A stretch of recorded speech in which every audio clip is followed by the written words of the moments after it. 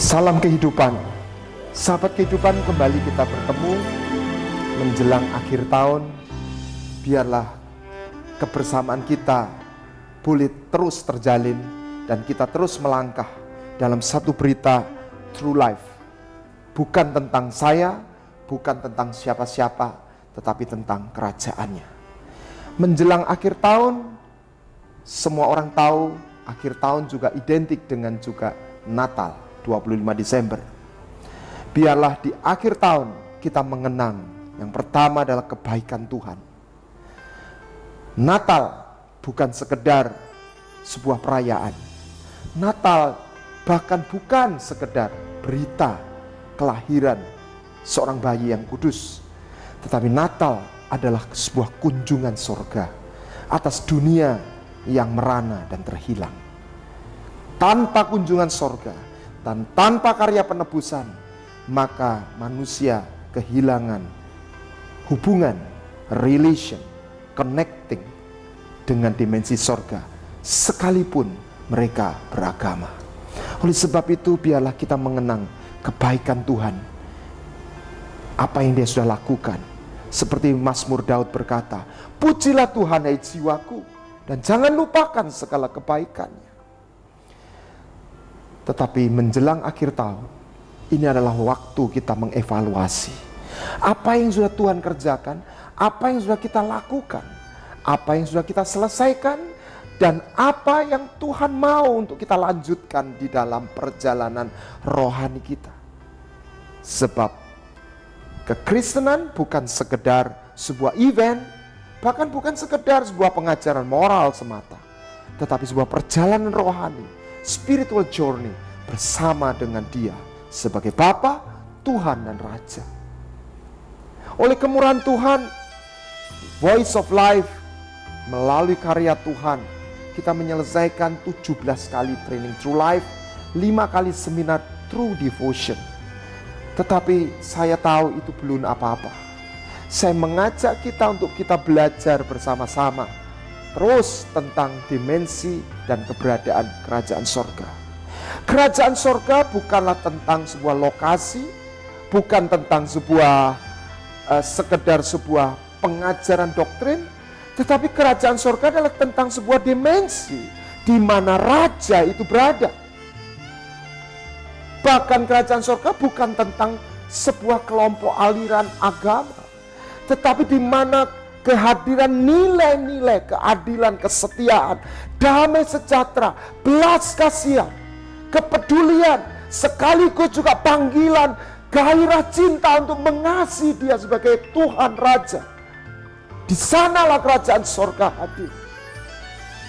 Ketika Kristus melahirkan gerejanya, Dia berbicara tentang dua pintu, tentang kerajaan maut, dan Dia menawarkan kepada umatnya tentang kunci untuk menemukan kerajaan sorga.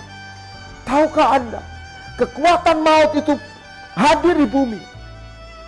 Ada 3 kekuatan, adalah pedang, kelaparan, dan sampar. Bicara tentang kuasa yang merusak, menghancurkan. Termasuk di dalamnya konflik, hubungan yang rusak, keluarga, sesama pelayanan. Orang-orang di dalam gereja saling bertikai, saling menganiaya, saling menyakiti. Itulah pedang. Sehingga pertanyaannya bukanlah siapa yang salah, itulah sikap kita, tetapi apa yang salah. Sehingga dari sana kita menemukan kunci untuk menutup mata pedang. Yang kedua adalah kuasa, kelaparan, kekurangan, kebangkrutan, kemiskinan. Seperti halnya iblis ketika menjamah hidupnya Ayub. Kuasa yang pertama datang adalah pedang, di mana seluruh bisnis Ayub hancur, anaknya mati. Ayub menjadi miskin. Itulah kuasa kelaparan. Bukan kehendak Tuhan orang percaya berkekurangan, tetapi juga bukan kehendak Tuhan untuk kita hidup dalam keserakahan tentunya. Adalah kehendak Tuhan untuk menemukan dimensi kerajaan sorga. Di sana tersedia kemakmuran dan kelimpahan. Kuasa ketiga adalah dari maut adalah sampar, sakit penyakit. Saya percaya ini waktunya umat Tuhan menemukan rahasia bukan hanya disembuhkan, tapi hidup dalam kesehatan ilahi.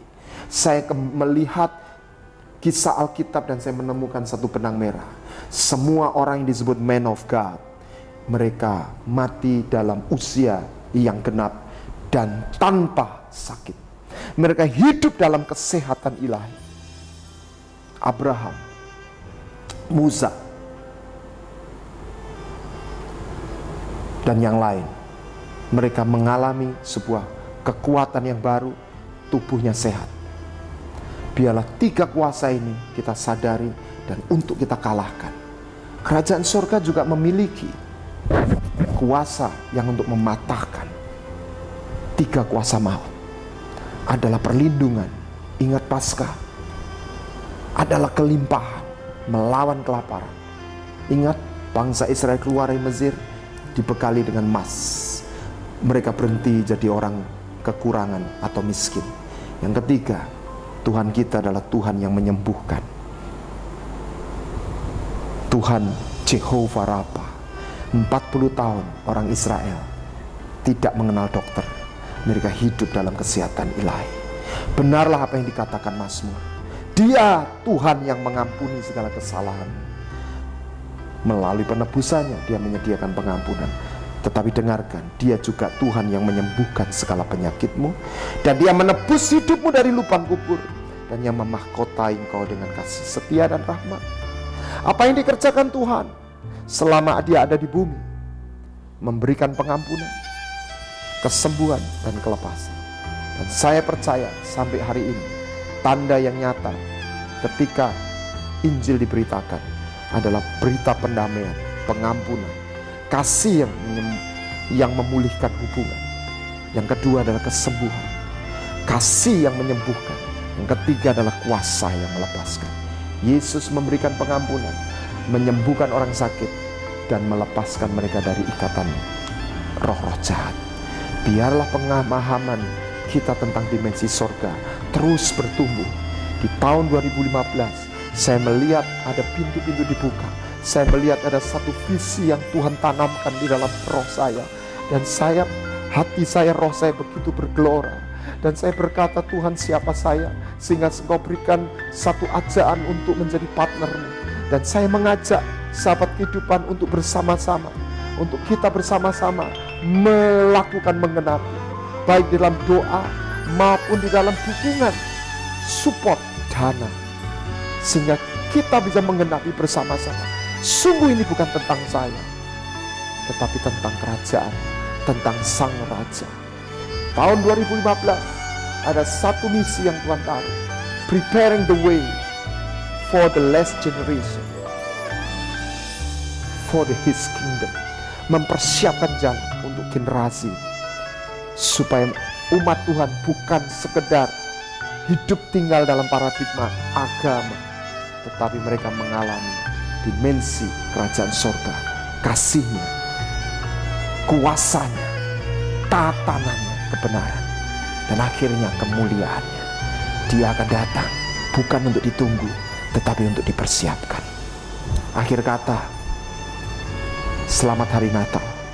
Biarlah bukan sekedar sebuah perayaan, tapi sekali lagi kita mengenang Tuhan rela turun ke bumi, menjadi bayi, bertumbuh, melayani orang, mati di salib, bangkit, naik ke surga, Roh Kudus turut dicurahkan, bukan sekedar untuk orang diselamatkan, tetapi supaya lahir dari gerejanya putra-putra, imam-imam, dan mempelai-mempelai yang mengenal kerajaan surga dan menjadi sahabat, kekasih, dan ahli warisnya. Selamat Natal tahun 2014 dan tahun baru 2015. Salam kehidupan.